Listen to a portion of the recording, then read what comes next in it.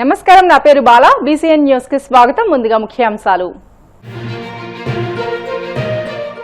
రాయచోటిలో 6 కోట్లతో శ్రీ దేవకి యశోద కృష్ణ ఆలయ నిర్మాణానికి భూమి పూజ. శంకుస్థాపన చేసిన మంత్రులు కొలుసు పార్థసారథి, మండిపల్లి రాంప్రసాద్ రెడ్డి. పాలకొల్లు పట్టణంలోని పలు వార్డుల్లో 3.08 కోట్లతో చేపట్టనున్న అభివృద్ధి పనులకు శంకుస్థాపన చేసిన మంత్రి నిమ్మల. గత వైసీపీ పాలనలో అభివృద్ధిని పట్టించుకోలేదని ధ్వజం. తిరుమల లడ్డూ కల్తీ వ్యవహారంపై ఏర్పాటు చేసిన ఏకసభ్య కమిషన్ ఏకపక్ష కమిషన్ గా మారిపోయింది. టీటీడీ మాజీ చైర్మన్ భూమన కరుణాకర్ రెడ్డి ఆక్షేపణ.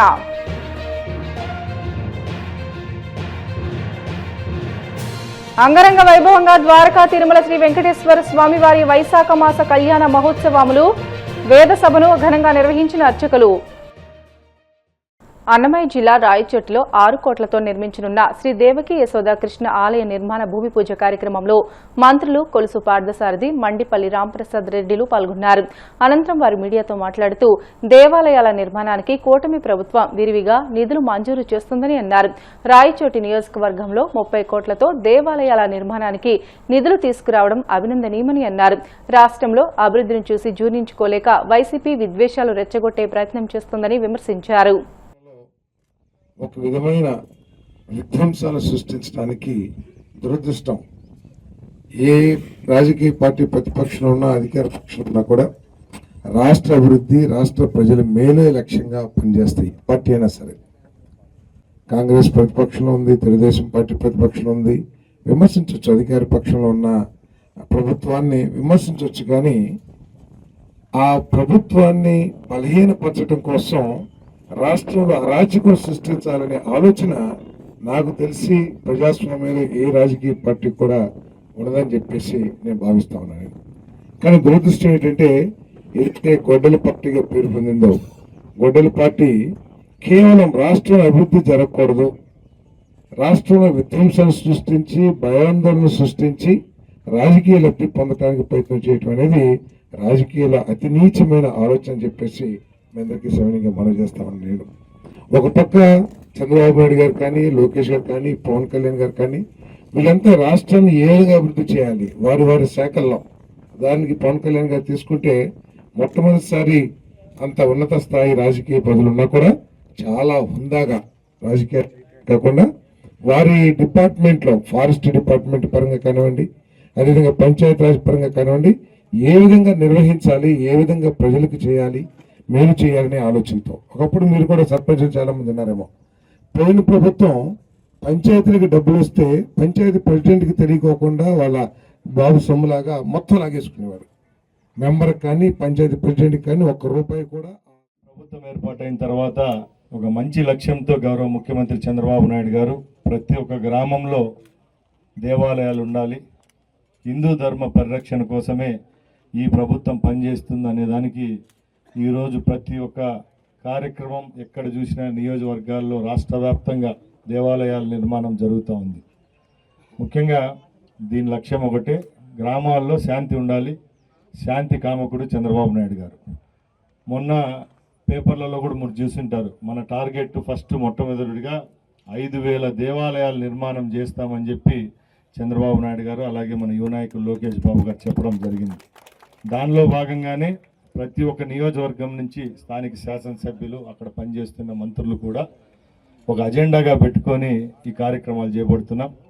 ముఖ్యంగా నాకు అన్నిటికంటే ఎక్కువ తృప్తినిచ్చింది ఈ నియోజకవర్గంలో మొట్టమొదటి CMRF మన నియోజకవర్గానికి మనం 13 కోట్లు తీసుకొని రావడం. అలాగే దేవాలయాలకు ఇప్పటికే మనము ఏదైతే CGF గ్రాంట్ ఉంటుందో ఎండోన్మెంట్స్ డిపార్ట్మెంట్ నుంచి, అది ఇప్పటికే 9 కోట్లు తీసుకొని వచ్చాం.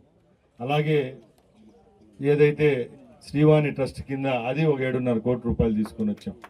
ధూపదీప నైవేద్యం కింద ఎవరైతే పూజారులు ఉంటారో 10,000 ఇచ్చేది, అది 60 మందికి తీసుకొని వచ్చాం. అంటే ఇవంతా ఫస్ట్ విడతగా. ఇప్పుడు మళ్ళా గౌరవ ఎండోన్మెంట్ శాఖ మంత్రివర్యులు, సీనియర్ మంత్రివర్యులు ఇప్పుడు ఈ శాఖలో కూడా మనకు అడిగిందే తడువుగా ఏ నిధులు అడిగినా కూడా ఇచ్చే ఆనం నారాయణ రెడ్డి గారు మరో 10 కోట్ల రూపాయలు మొన్నే వారం ముందు శాంక్షన్ చేయడం జరిగింది. అంటే కేవలం రాయచోటి నియోజకవర్గానికే ఇప్పటికే అభివృద్ధి అంటే తెలియని వైసీపీకి ఓటు వేస్తే దండగే అని గత 5 ఏళ్ల వైసీపీ పాలనలో నియోజకవర్గంలో అభివృద్ధిని పట్టించుకోలేదని మంత్రి నిమ్మల రామానాయుడు విమర్శించారు. పశ్చిమ గోదావరి జిల్లా పాలకొల్లు పట్టణంలోని పలు వార్డుల్లో 3.08 కోట్లతో చేపట్టనున్న పలు అభివృద్ధి పనులకు ఆయన శంకుస్థాపన చేశారు. 1వ వార్డు నుంచి 15వ వార్డు వరకు ఏపీయూఎఫ్డీసీ నిధులతో 24 అభివృద్ధి పనులకు శంకుస్థాపన చేసి 15వ వార్డులో జరిగిన సభలో ఆయన మాట్లాడారు. 3 సార్లు వరుసగా ఎమ్మెల్యేగా గెలిపించిన పాలకొల్లు ప్రజల రుణం తీర్చుకునే విధంగా అభివృద్ధి వైపు పనిచేస్తున్నానని, నియోజకవర్గాన్ని రాష్ట్రంలో అగ్రగామిగా నిలపాలన్నదే తన లక్ష్యమని స్పష్టం చేశారు. నియోజకవర్గాన్ని ఆంధ్రప్రదేశ్ రాష్ట్రంలోనే ఒక అగ్రగామిగా నిలపాలనేటువంటి ఆలోచనతో ఆ 14-19 అనేకమైనటువంటి పనులు ఆ రోజు మనం చేపట్టాం. మరి ఆ రోజు చేపట్టేటువంటి పనులు 2019 వచ్చే సమయానికి కొన్ని బ్యాలెన్స్ పనులు ఆగిపోతే మరి 19-24 5 సంవత్సరాల గత వైసీపీ పాలనలో మరి మనం చేస్తున్నటువంటి పనులన్నీ కూడా విధ్వంసానికి గురైనటువంటి పరిస్థితి. ఆ రోజు 14-19 మనం చేసినటువంటి పనులు తప్ప 19-24లో పెద్ద బోడిగుండు సున్నా చుట్టినటువంటి పరిస్థితి మనందరం కూడా చూసాం. మంచినీళ్లు కావాలి, త్రాగునీరు అవసరం అనే ఉద్దేశంతో ఆ రోజు 14-19లో 15 కోట్ల రూపాయలు పెట్టి ఆ రోజు 25వ వార్డులో 18వ వార్డులో ఓవర్ ట్యాంకుల నిర్మాణం చేసి మన పెద్ద కుళాయి ట్యాంకు దగ్గర ఫిల్టర్ బెడ్ సంపులు ఏర్పాటు చేసి మంచి నీటి కొరతను ముందస్తుగానే గమనించి ఆ రోజు 15 కోట్ల రూపాయలతోటి 14-19లో మనం వర్క్ చేసాం. మరి 19-24 ప్రభుత్వం మారిన తర్వాత 5 సంవత్సరాలు మళ్ళీ ఆ డ్రింకింగ్ వాటర్స్ గురించి మళ్ళీ ఆలోచన చేసినటువంటి పరిస్థితే గత ప్రభుత్వంలో లేనిటువంటి స్థితి. ఈవేళ ఎవరైనా పేదలు గాని మధ్యతరగతి వర్గాలు గాని ఎవరైనా వైద్యం చేయించుకోవాలని అంటే మనం ప్రభుత్వ ఆసుపత్రి దగ్గరికి వెళ్తాం. అటువంటి ప్రభుత్వ ఆసుపత్రి అవసరాన్ని గుర్తించి 50 పడకలుగా ఉంటే 50 పడకలు కాదని చెప్పి 100 పడకల ఆసుపత్రిగా ఆ రోజు చంద్రబాబు నాయుడు గారిని ఒప్పించి 2019లోనే 12,60,00,000 రూపాయలు గవర్నమెంట్ ఆసుపత్రికి నిధులు తెచ్చి 100 పడకల ఆసుపత్రిగా మారిస్తే సంవత్సరంన్నరలో పూర్తవ్వాలి పని. కానీ ప్రభుత్వం మారింది, సంవత్సరంన్నరలో పూర్తవ్వాల్సిన పని 5 సంవత్సరాలైనా పూర్తవ్వలేదు. కానీ చేసినటువంటి కొద్దిపాటి పనులు కూడా లీకేజీలు, స్లాబ్ వేశారు, లీకేజీలు అవుతూ ఉన్నాయి. కలెక్టర్ గారు మేము మన ప్రభుత్వ అధికారులకు వచ్చిన తర్వాత గవర్నమెంట్ హాస్పిటల్కి వెళ్తే అక్కడ అడుగు నీరుంది ఆపరేషన్ థియేటర్ లో, అడుగు నీరుంది హాల్లో, అడుగు నీరుంది కారిడార్ లో. ఇది పాత హాస్పిటల్ కాదు, మా కొత్త హాస్పిటల్. అంటే మనం నిధులు తెచ్చాం, తెచ్చినటువంటి నిధులను కూడా సద్వినియోగం చేసుకుంటా దుర్వినియోగం చేశారు 5 సంవత్సరాలు. ప్రారంభం కాకుండానే రిబ్బన్ కట్ చేయకుండానే మళ్ళీ హాస్పిటల్ మళ్ళీ మేము ఈరోజు రిపేర్లు చేసి మళ్ళీ దాన్ని సర్వాంగ సుందరంగా తీర్చిదిద్దడమే కాదు, ప్రభుత్వ ఆసుపత్రి అని అంటే ఒక కార్పొరేట్ ఆసుపత్రికి ధీటుగా ఉండాలనే ఉద్దేశంతో ఈవేళ ఆసుపత్రి పనులు కూడా ఈ రోజు మేము పనిచేస్తూ ఉన్నాం. ఆ రోజు 14-19లో కొన్ని ఇళ్ళు 100% పూర్తి చేసాం, కొన్ని ఇళ్ళు 90% చేసాం, కొన్ని 80%, 70%, 60% పనులయ్యాయి. 100% అయినటువంటి పనులైనటువంటి బిల్డింగ్స్ కి రంగులు మార్చి ఆ రోజు మన పోరాట ఫలితంగా ఇచ్చారు తప్ప మిగిలినటువంటి ఏ ఇంటికి కూడా 5 సంవత్సరాల్లో కరబస్తా సిమెంట్ పెట్టలా, 1 రూపాయి ఖర్చు పెట్టలా. 5 సంవత్సరాలు వాళ్ళ నిర్వాకానికి చెదలు పెట్టి పొదలు పెరిగి పిచ్చి మొక్కలు పెరిగి ఈవేళ అధ్వానంగా తయారు చేస్తే మళ్ళీ కూటమి ప్రభుత్వ అధికారులకు వచ్చిన తర్వాత మళ్ళీ ఈ పనుల్ని పని చేస్తూ ఈవేళ సివిల్ వర్కులు చేస్తూ మొన్ననే ఒక 2,000 మందికి ఇంటి తాళాలు ఇచ్చాం.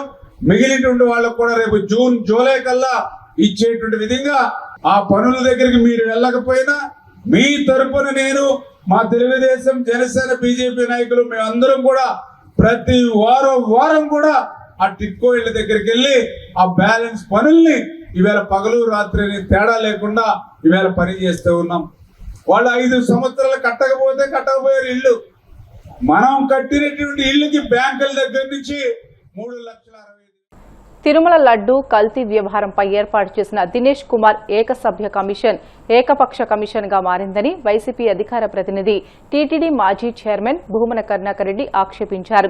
చంద్రబాబు చెప్పినట్టుగానే దినేష్ కుమార్ తన నివేదికను తయారు చేశారని స్పష్టంగా కనిపిస్తోందని పేర్కొన్నారు. చంద్రబాబు కంటే ముందే ఈ నివేదిక ఎల్లో మీడియాకు చేరిందని అన్నారు. మమ్మల్ని విచారణకు పిలవకుండానే మాపై ఆరోపణలు చేస్తూ కథనాలు రాయడం ఏంటని మండిపడ్డారు. మాపై బురద జల్లేందుకు ప్రజలను తప్పుదోవ పట్టించేందుకు ఈ కమిషన్ ఉపయోగిస్తున్నారని తప్పుపట్టారు. సుప్రీంకోర్టు నియమించినటువంటి సిట్ విచారణ చేసి కోర్టుకు నివేదించిన తరువాత సిబిఐ సిట్ విచారణలో కల్తీ వ్యవహారానికి సంబంధించి రాజకీయ నాయకులకు ఏ రకమైనటువంటి ప్రమేయము లేదు అనని సుస్పష్టంగా వాళ్ళు కోర్టుకు నివేదించిన తరువాత కూడా చంద్రబాబు నాయుడు గారు, పవన్ కళ్యాణ్ గారు ఇద్దరు కూడా